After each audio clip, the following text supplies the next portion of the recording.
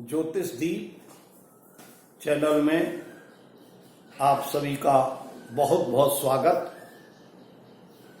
जैसा कि आप ज्योतिष दीप के प्रथम भाग से लेकर के इस भाग तक लगातार जो ज्योतिष का सरल, रोचक और जनोपयोगी तथा जन कल्याणकारी अध्ययन मनन कर रहे हैं, उसके लिए आप सदैव आभारी रहेंगे और इस विद्या को उत्तरोत्तर ग्रहण करके सामाजिक प्राणियों का, अपने इष्टजनों का और अपने संबंधियों का निश्चित रूप से कल्याण करेंगे। इस कल्याण की भावना के साथ में आप ज्योतिष दीप चैनल को विशेष ध्यान देते हुए सब्सक्राइब करें और इस वीडियो को शेयर करते हुए इस वीडियो का कितना बड़ा महत्व है और किस प्रकार के योगों के द्वारा ये ज्ञान, ज्योतिषीय ज्ञान आपको उत्तरोत्तर दिया जा रहा है, वह बहुत ही आपके लिए लाभकारी सिद्ध होगा। इस भावना के साथ आप किसी जातक की कुंडली में सूर्य, चंद्र और शुक्र तीन ग्रहों की युति देखते हैं तो वह त्रिग्रह योग कहलाता है। जब ये तीन ग्रह अर्थात सूर्य, चंद्र और शुक्र यदि किसी जातक की कुंडली में केंद्र या त्रिकोण में होता है तो यह अपने दशा काल में अद्भुत फल प्रदान करता है और ऐसे जातक उस कार्यकाल में बड़े निपुण या दक्ष हो जाते हैं। अर्थात ऐसे जातक इन ग्रहों की दशा काल में विशेष रूप से अपने जीवनोपयोगी कार्यों में करने में दक्ष होते हैं, चतुर होते हैं और उन कार्यों को संपन्न करने में प्रवीण होते हैं। और किसी जातक के जीवन काल में यदि दूसरे व्यक्तियों के साथ में व्यवहार करने की कला अर्थात दूसरे व्यक्तियों को प्रसन्नचित करने की कला, दूसरे व्यक्तियों को व्यवहारिक दृष्टि से खुश करने की कला आ जाती है तो उन जातकों का जो जीवन का अनेक दुरूह से दुरूह, अनेक जो हैं गंभीर से गंभीर और बहुत ही जो दुष्कर कार्य होते हैं वे बड़े आसानी पूर्वक सफल सिद्ध हो जाते हैं और वह जातक अपने जीवन काल में अपने को बड़ा धन्य मानते हैं। जिन जातकों की जन्मपत्री में ये सूर्य, चंद्र, शुक्र त्रसणाएं होते हैं, 3, 6, 11वें भाव में होते हैं अथवा 6, 8, 12 में भाव में होते हैं, त्रिक भाव में होते हैं तो ये कई प्रकार से जो है अपने सामान्य फल देते हुए या कुछ समस्या परेशानियों का सामना कराते हुए जातक को आगे बढ़ने की प्रेरणा देते रहते हैं। ऐसे जातक इस सूर्य चंद्र शुक्र की त्रिग्रह योग की युति से दूसरों से धन निकालने की कला, दूसरों से पैसा लेने की कला इनमें विशेष रूप से देखने को मिलती है। इस कलयुग में आप जानते हैं कि दूसरे की जेब से पैसा निकालना कितना कठिन होता है। कुछ व्यक्ति अपने जीवन काल में उनकी वाणी या उनका व्यवहार ऐसा होता है कि दूसरों की जेब में पैसा होते हुए वो पैसा नहीं ले पाते हैं। और कुछ व्यक्ति ऐसे व्यवहारिक रूप से आपने देखे होंगे कि जो जिनसे पैसा मांग रहे हैं उनकी जेब में पैसा नहीं है, लेकिन वह उनकी पैसा लेने की चतुराई या पैसा बात करने की व्यवहार को या उस कला के से प्रभावित होकर के उधार ला करके उनको पैसा दे देते हैं। तो ऐसे जातकों में ये विशेष गुण देखने को मिलता है। और जिन जातकों में यह गुण हो वो अपने जीवन काल में कभी भी परेशान या पीड़ित नहीं हो सकता है। तथा ऐसे जातक शास्त्रों में, वेद विद्याओं में बड़े दक्ष होते हैं। उनमें उनकी पढ़ने पढ़ाने की रुचि होती है और शास्त्रों से अनेक प्रकार के गुप्त से गुप्त रहस्यों को जान करके, प्राप्त करके दूसरों का कल्याण करने वाले होते हैं।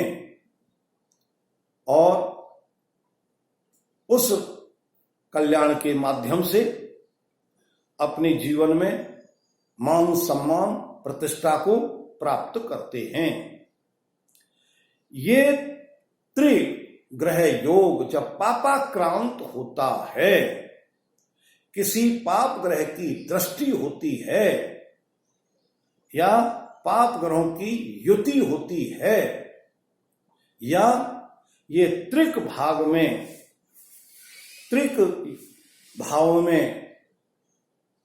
होते हैं तो इनके अंदर एक अवगुण आ जाता है जो काम वासना का अवगुण होता है, जिसके कारण से ये प्रतिष्ठा मान सम्मान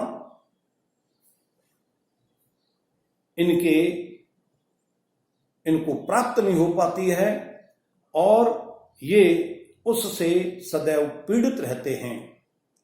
यदि ऐसे जातक विशेष रूप से इसके दशा काल में अपने इष्ट को प्रबल रखें, अपने इष्ट की साधना विशेष रूप से करें, तो वह अपने पतन काल से बच जाते हैं, अर्थात उनका पतन नहीं हो पाता है और वह मान सम्मान बनाए रखते हैं। इसी त्रियोग ग्रह के साथ में किसी भी जातक की जन्म पत्री में, जन्म कुंडली में यदि सूर्य चंद्र और शनि इन तीनों ग्रहों की युति हो यदि इन तीनों ग्रहों की युति हो तो उसे सूर्य चंद्र शनि त्रियोग कहते हैं, त्रिग्रह योग कहते हैं। जैसा कि आप अनेक बार सुन चुके हैं, कई बार सुन चुके हैं कि चंद्रमा जब चंद्रमा शनि के साथ होता है तो विष योग बनाता है, अर्थात वाणी को कटु कर देता है। और सूर्य और चंद्रमा जब एक साथ होते हैं तो एक स्थान पर 1 डिग्री पर होने पर यह अमावस्या बन जाती है। इसी प्रकार से जब सूर्य और शनि एक साथ होते हैं तो सूर्य शनि में शत्रुता है, विशेष शत्रुता है।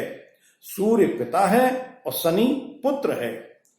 शनि अपनी शत्रुता को पूर्ण रूप से निभाता है, अनेक प्रकार की पीड़ाओं को देता है। इस प्रकार से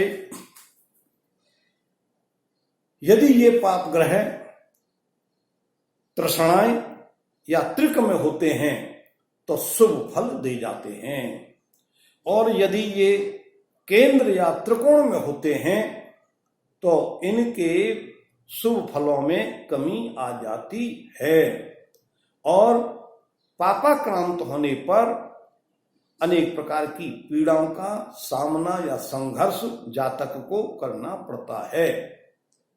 ऐसे सूर्य चंद्र शनि ग्रहों की युति किसी भी जातक की कुंडली में जब हम देखते हैं तो वे जातक प्राय दूसरों के अधीन अर्थात पराधीन होते हैं। और पराधीन के विषय में आप सुन चुके हैं कि पराधीन सपनेऊ सुख नाही। जो व्यक्ति पराधीन होता है वह अपने जीवन में कभी भी सुख प्राप्त नहीं कर सकता, क्योंकि वह अपनी मन इच्छा से कोई भी कार्य को पूरा नहीं कर पाता है। और ऐसे जातक अनेक विवादों में पड़े रहते हैं। उन विवादों में पड़ करके अपनी चतुराई दिखाते हैं कि हम उन विवादों को शांत कर सकते हैं। कभी कभी जब सूर्य और शनि में इसराफ योग होता है तो वे जातक सूर्य शनि के इसराफ योग के कारण से विवादों को अपनी चतुराई के द्वारा शांत करा देते हैं, विवादों को समाप्त करा देते हैं। और जब शनि और चंद्रमा का इत्साल योग होता है तो विवादों को बढ़ावा देते हैं, विवाद और भयंकर रूप धारण कर लेते हैं। ऐसे जातक इन त्रियोग में शनि क्षीण हो और अथवा शनि अस्त हो, चंद्रमा क्षीण हो और वह किसी भी भाव में बैठे हों, यदि संयोग से वह चतुर्थ भाव में फोर्थ हाउस में बैठे हुए हैं तो ऐसे जातक मूर्ख की श्रेणी में आते हैं। वे जातक अपने जीवन काल में अनेक प्रकार की मूर्खतापूर्ण बात करते हैं, जिसके फलस्वरूप सांसारिक प्राणी उनको समाज में प्रतिष्ठा नहीं देते, मान सम्मान नहीं देते और मूर्ख की उपाधि दे देते हैं।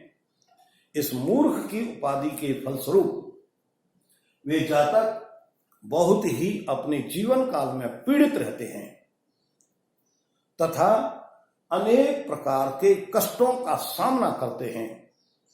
ऐसे जातक प्राय दरिद्री देखे जाते हैं, क्यों कि बुद्धि की कमी के कारण से वह धन कमाने में असफल रहते हैं, और जब धन नहीं मिलता है तो वो मूर्ख बुद्धि के फलस्वरूप मूर्खता के कारण से धन के अभाव में अनेक प्रकार के कष्टों को भोगते हुए दरिद्री कहलाते हैं। ऐसे जातक जो हैं काम वासनाओं के वशीभूत रहते हैं, जिनके फलस्वरूप उनको समाज में, देश में, परिवार में प्रतिष्ठा नहीं मिलती है, और जब प्रतिष्ठा नहीं मिलती है तो वो अनेक प्रकार से पीड़ित अवस्था में ही रहते हैं।